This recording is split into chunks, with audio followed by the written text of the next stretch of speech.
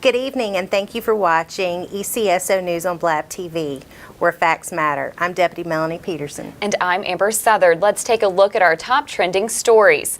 They may not be the Justice League you've been waiting to see in the theaters, but there are Justice League. Check out this photo at Toys R Us. The Marine Corps and Toys for Tots invited the Escambia County Sheriff's Office, Escambia County Fire Department, Pensacola Fire Department, and Pensacola Police Department to help them shop for toys for local children.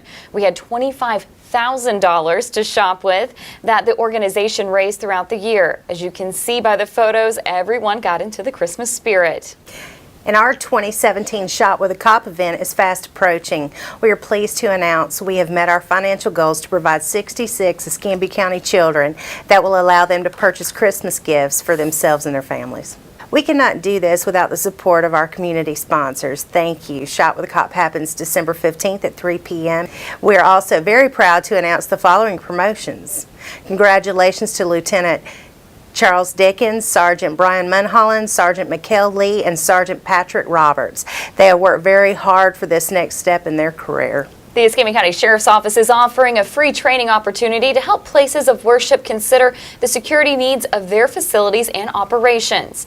The training is designed for anyone responsible for the safety of their place of worship. The goal is to make the process of creating a secure environment easier, less expensive, and more effective. The class will be held at the Escambia County Sheriff's Office at 1700 West Leonard Street on Tuesday, January 9th at 6 p.m. Seating is limited. To secure a seat, please complete a registration form at our website, escambiaso.com.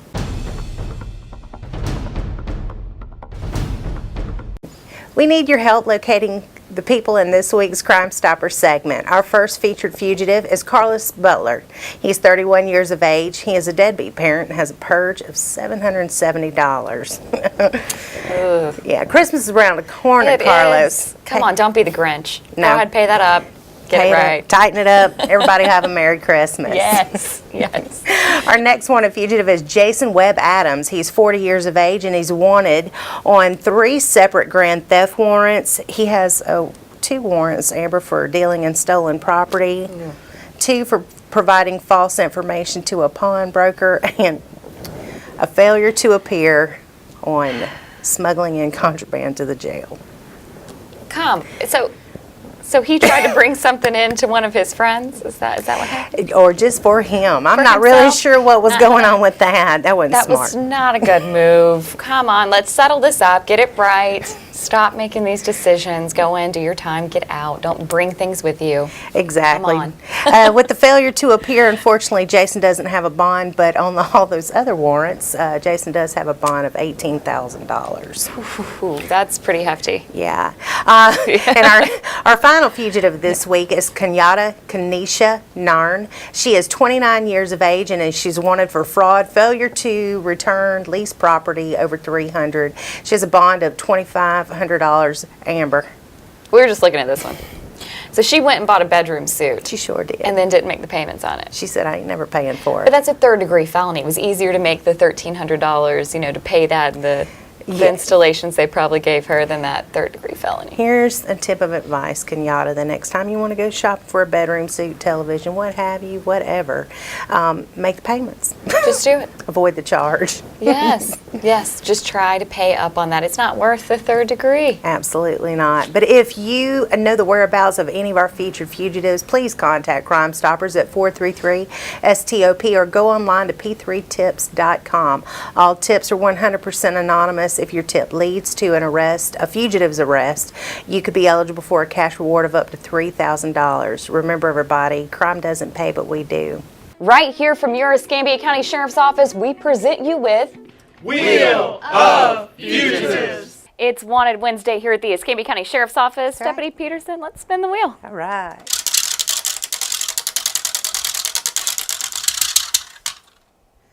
All right, this week's winner is Jennifer Fisher, and she is wanted by the FHP for DUI and driving while license suspended, third offense, Amber, with a bond Hold your horse. This is amazing. $225,000. Girl, you need to come on in. We fishing for you, Fisher. Come on in, turn yourself in. If you don't, the people out there of Escambia County will help us out because you're going to be all over our social media platforms, billboards, Channel 3 News, and the ECSO Facebook page. So do yourself a favor, Jennifer, and go ahead and turn yourself in here at 1700 West Leonard Street. Tell the people how they can help us out. That's right. Call Crime Stoppers at 433-STOP, especially if you see Jennifer driving. If she is arrested based off your location, you'll be eligible for a reward of up to $3,000. And folks, crime doesn't pay, but we do.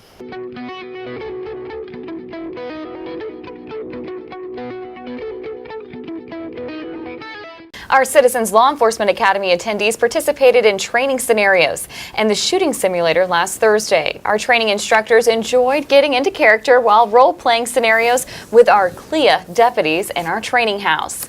CLEA deputies were then put into situations within our shooting simulator. After each scenario, our instructors walk them through their choices, asking questions about the suspects, descriptions, why they pulled a gun or why they didn't. Attendees learned firsthand how quickly our deputies must evaluate and make decisions that affect their life, and the victim's life and the suspect's life. Our next 8-week CLEA class begins January 25th. Sign up online at escambiaso.com. We'd like to introduce the newest member of the ECSO family. His name is Deputy Wishbone Jones. We adopted him from Manna Food Pantries. He needs some plumping up for the holidays. We are collecting canned goods donations through Thanksgiving. Help us stuff our turkey. Wishbone is in the lobby of our administration building gobbling up needed donations for Escambia County families. Drop your canned goods off at 1700 West Leonard Street Monday through Friday from 8 a.m. until 5 p.m. And thank you for helping us fight hunger in our community and getting out these good Thanksgiving puns while they're there. Absolutely. Wishbone needs your help.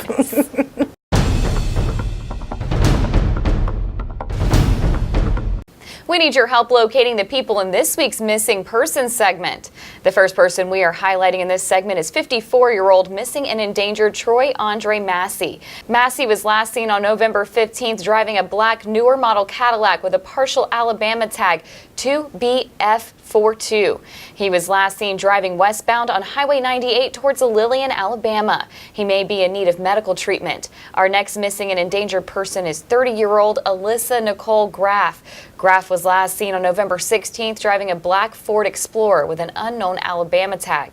She may be in need of medical treatment. We continue to look for 16-year-old Jaquan Tyrese Watson. Watson's been missing since September 14th. He is an habitual runaway. Our last missing juvenile is 15-year-old Frederick Dwayne Walker Jr. He's been missing since October 4th. Walker is also considered a habitual runaway. If you have any information on these missing people, contact the ECSO at 436-9620. Hello everyone, I'm Escambia County Sheriff David Morgan and welcome to a special edition of ECSO News and Ask the Sheriff. This is to thank you for our holiday season, and I say thank you because you're going to hear that comment from all of our individuals here at the Escambia County Sheriff's Office. Thank you and what we're thankful for. I'm Escambia County Sheriff David Morgan. Merry Christmas, Happy Holidays. I think what I'm most thankful for is my family, their health, their safety. One of my sons is in the Army, and thank God that he spent 9 months over in Iraq, and now he's home safely in the United States. So, and he'll be home for Christmas. So that's great. And of course, my youngest son, he lives here, so we'll have the whole family together. So, I guess that's probably what I'm truly most thankful for, and also thankful that I live in a community that supports the sheriff's office and supports law enforcement. Law enforcement's been taking a beating here over the past couple years, but this community, Escambia County, Pensacola proper, is just so law enforcement friendly and supportive. Take for instance our Shop with a Cop program.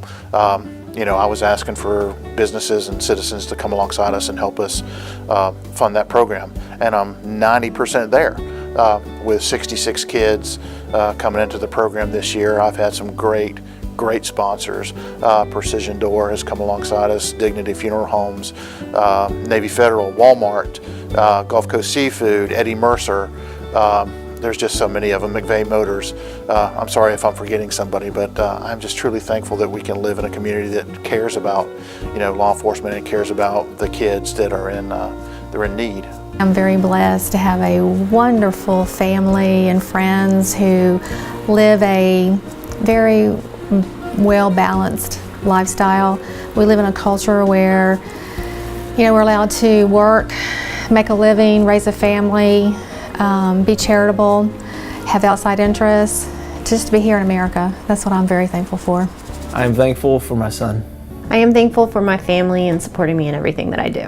Thankful for my wife and 3 children. I'm thankful for my family. I'm also thankful for my friends, my job, and my life in general. I am thankful for my family, and this year especially for my husband's remission from cancer. We're thankful for our new baby girl. I am thankful for the wonderful family I have found here in Pensacola working at the Sheriff's Office. I am blessed that God gives me each and every day that I'm able to get up and take care of my family and come to work. I'm thankful for the family that's getting together, that my mom will be down here this year. I'm thankful for having been a veteran, the freedoms that our country provides to us, so we can watch what TV we want to watch and have fun what we want to, when we want to have fun within reason, of course. Have good family and friends over for the holidays. We're going to have about 16 people over this year, so I'm thankful for the good friends that we have and the good coworkers that I have working with us and for me at the agency.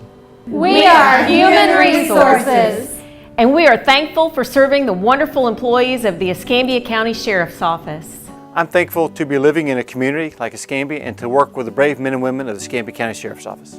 I'm thankful for my family and friends being able to share the holidays with me. I'm thankful for my family and friends. Warm Florida mornings and the Escambia County taxpayers. I'm thankful for the different interactions that we get to have with different types of people every day. Some of the most interesting and humbling people I meet are the homeless people, the drug addicts, and people in need. And I think that, if I can speak some kind of words of wisdom to them, and it makes me feel good, and hopefully it'll make them feel better about themselves. I'm thankful for Icon motorcycle helmets and protective gear. I'm thankful for my family and my Thin Blue Line family. I'm thankful for my wife. We just got married about 3 months ago. Thankful for that we've got two fur babies that we have. Just thankful that she came into my life and that I've got her to help me through everything that I've been through so far. Just for my family and for good food. I'm thankful for many things this year for Thanksgiving. I'm thankful for family, friends, for A North, the shift that I supervise. I have great men and women that are out here on the night shift that get the job done. They work hard, they stay out all night, and they make sure the people that are trying to sleep at night are safe in their beds and have everything that they need when they call the Escambia County Sheriff's Office. I'm also thankful for the citizens of the community that stand behind us, that support us, and that are always there to pat us on the back and let us know that we are doing a good job.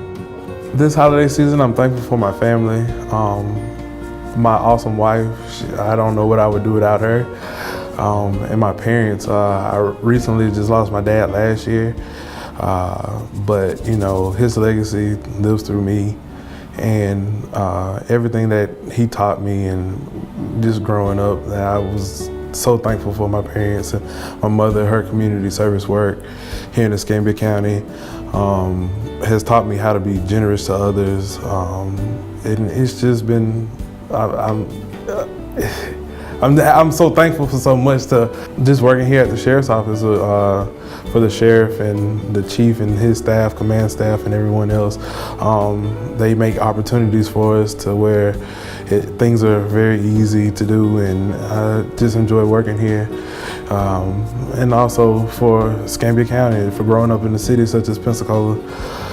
Not many people get to, enjoy everything that we do here, the beaches, the things. So, I mean, this time is where I reflect on everything that has been given to me, so I'm very grateful for everything. Well, the easy answer to that is I'm thankful for my family. You're always want to give that stock answer, but for me it's more than that.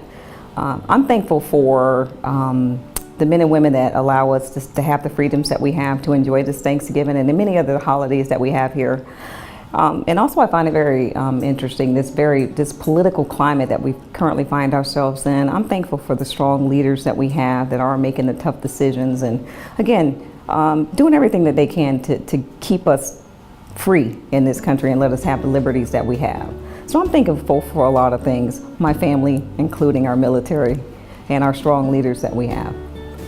What am I thankful for? I'm thankful for so many different things. I am thankful for my job, family, and friends.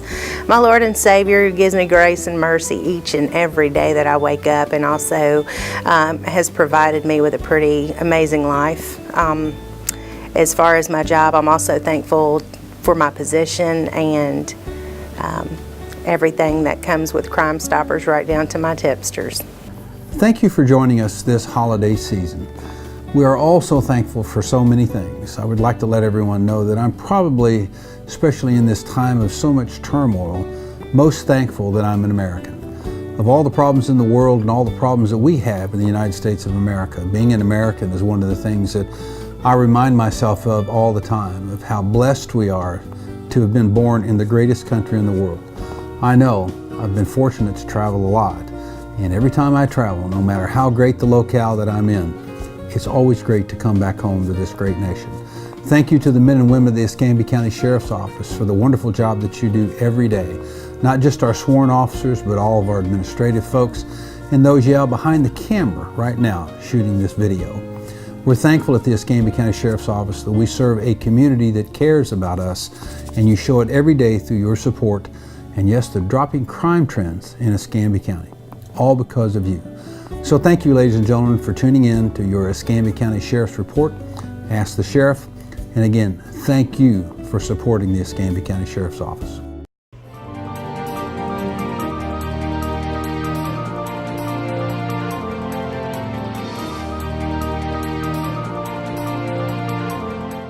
I'm Escambia County Sheriff David Morgan, and thank you for watching Ask the Sheriff. This is your chance to ask me any questions you want answered about the ECSO. Our team hits the streets again, and here are some of the questions you asked.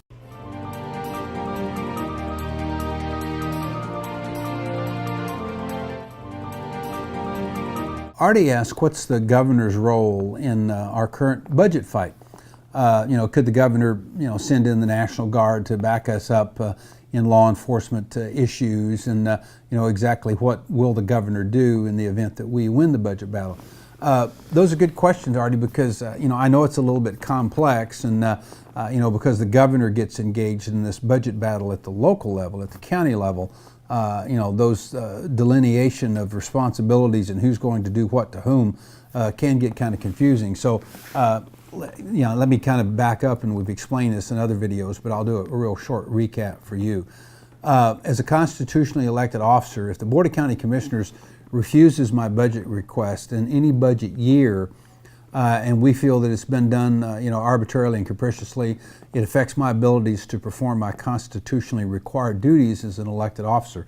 I have the authority to appeal my budget over the Board of County Commissioners and ask the governor for redress, is what it's called, meaning that, Governor, I would like for you and your staff, which will be the Chief Financial Officer, the Commissioner of Agriculture, the Attorney General, Pam Bondi, and the Governor, and they will look at this, and again, we'll present our side of the budget, the county will present theirs, and then what the Governor will do is he will either ask for a mediation, meaning can we both of us work towards a resolution to this. If not, then it'll go before him and that board, and they'll actually vote up or down as to whether they support the sheriff and his request or not. And then also they can align or change, if you will, some of the numbers, meaning that let's give the sheriff 3/4 this year and the rest of it in the preceding years. So the governor has a lot of options there, but by statute his ruling is final. We have some county commissioners that are saying, well, we can take this to court.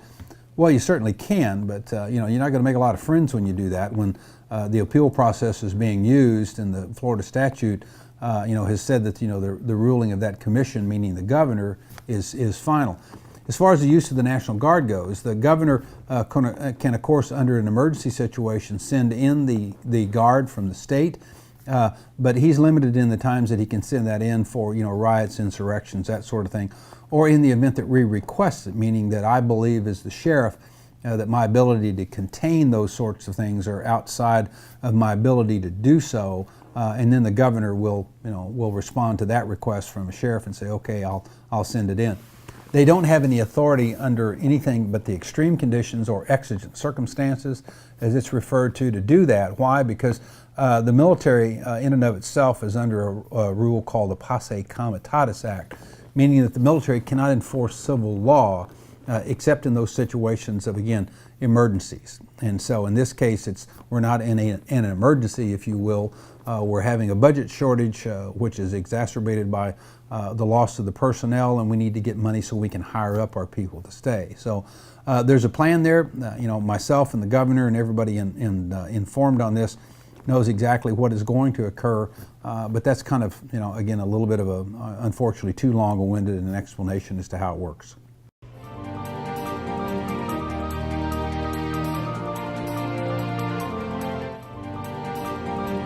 Denise asked, how many deputies that we have this year compared to other years? Well, Denise, the number of deputies, the county commission has asked us, the number of deputies we have literally changes on a daily basis. You say, well, why is that? Well, I could come in this morning to work. We have positions for over 400 sworn deputies. I think at one time we had 422, and we've dropped down to 360 sometimes. Last year we lost 62. Year before last, 62 officers. Only managed to train about 36, so we were still down 30. This year we're on track to lose probably around 50 officers. So of all those authorizations that I have, I'm maintaining somewhere between 40 and 50 officers short. So that's the nature of where we're at right now, and it's primarily due to low pay. We're not competitive. When young men and women graduate from the academy and they go around for their interviews with all other agencies, and they have starting salaries higher than ours, then they'll go there. I know you've heard a lot of propaganda about, well, the sheriff has the money to raise the salaries. Denise, I don't. I strongly recommend you read our budget appeal, which is posted online. And also the response that we've made to the county commission's assertions that they've made, which are blatantly false, by the way. I ask you, Denise, and all the citizens to kind of take a deep breath and back up and take a look at this and ask yourself. I kind of pride myself on being a reasonably intelligent guy. I try not to invite too much disaster into my life. So having said that, Denise, I would ask you, why is the sheriff, when I stand in front of the public and now in front of this camera and make an assertion that, I don't have the money, even if I made some draconian cuts to the sheriff's staff and everything else in order to try to come up with the money, I can't get there from here. I can't get the amount of money that I need to raise the basic salary to where it should be and sustain it in the out years without, again, a budget adjustment that has to come from the Board of County Commissioners. Now, Denise, if I was lying about that and it was somewhere in my budget, don't you think somewhere in this process, number one, that will be proven, and number two, I'm going to look pretty stupid, aren't I? So please trust me when I tell you that we don't have the money in this budget as it's currently being approved. That's why we've made the appeal to the governor.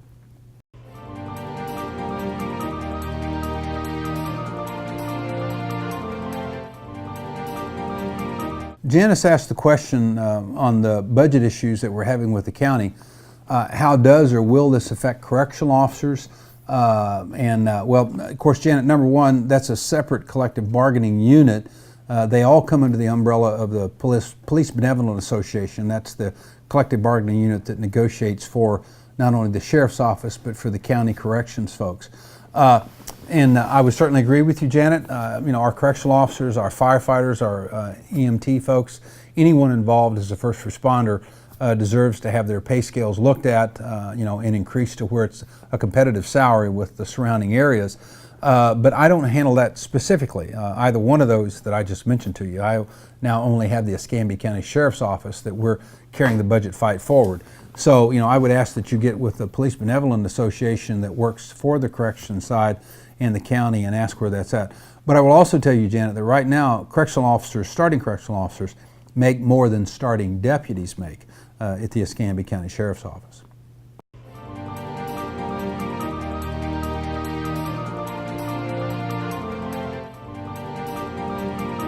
Denise asked the questions about the sheriff's posse and wants to know about the requirements for the insurance, etc.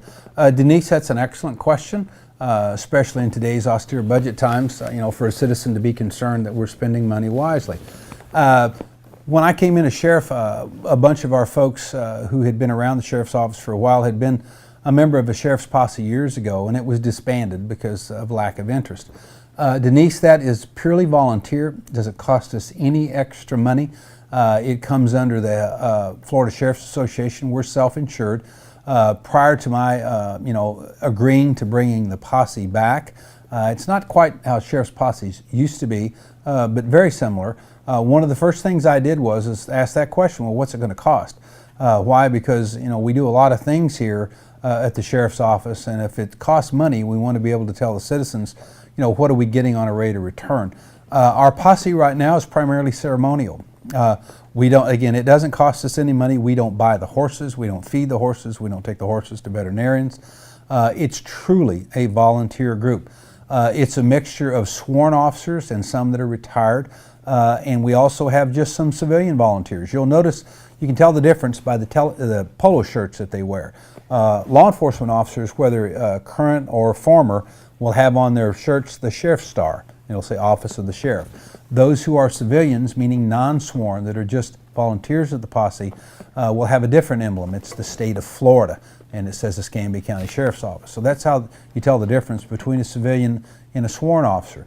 And again, all of the gear that they have is the old gear that the Sheriff's Office bought probably 25 years ago now at least, that we had in storage. All the blankets that say ECSO, the saddles, etc. All of that again was provided by a sheriff long before I ever came around. But I assure you, Denise, obviously the underlying theme to your question was, if we're having such austere budget times, what's the sheriff doing, having a posse?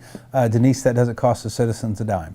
Remember, you can also email your questions and ask the sheriff at escambiaso.com. We'll be back next week right here on Blab TV Tuesday night at 8 p.m.